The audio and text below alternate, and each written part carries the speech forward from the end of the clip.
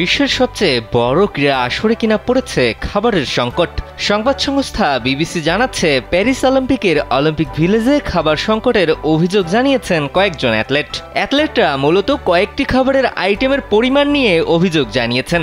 এর মাঝে ডিমের কথাই এসেছে সবার আগে।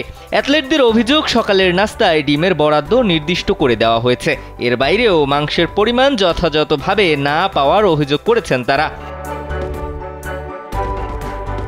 অলিম্পিক ভিলেজে খাবার সরবরাহের আনুষ্ঠানিক দায়িত্ব পাওয়া প্রতিষ্ঠান সেরেস্কো লাইভ এ নিয়ে বলেছে, কিছু কিছু পণ্যের ক্ষেত্রে চাহিদাটা অনেক বেশি। অ্যাথলেটদের চাহিদা পূরণে সরবরাহের পরিমাণও শিগগিরই বাড়ানো হবে বলেও জানিয়েছে প্রতিষ্ঠানটি।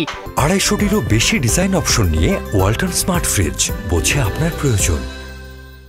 অলিম্পিক ও প্যারাঅলিম্পিক গেমসের সময় অলিম্পিক ভিলেজে প্রায় 1,30,00,000 মিল সরবরাহ করার প্রয়োজন পড়ে। এবারের অলিম্পিকে 208টি দেশের প্রায় 15,000 অ্যাথলেট অংশ নিয়েছেন। পাশাপাশি অ্যাথলেটদের সাপোর্ট টিম, কর্মকর্তা ও ভলান্টিয়াররা তো আছেনই। এত মানুষের খাবার সরবরাহ করা তো চারটিখানি কথা নয়। এ সময় যে 1,30,00,000 মিল সরবরাহ করার প্রয়োজন পড়ে, সেটি ক্রীড়াঙ্গনের সবচেয়ে জনপ্রিয় আসর ফুটবল বিশ্বকাপের 10টি আসরের মিলিত খাবারের সমান বলে ধারণা করা হয়।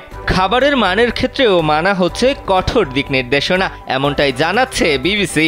খাবারের মানের পাশাপাশি গেমসের খাদ্য তৈরিতে নিঃসরিত কার্বনের পরিমাণও 2012 লন্ডন অলিম্পিকের তুলনায় অর্ধেকে নামিয়ে আনার চেষ্টা চালাচ্ছে আয়োজকরা।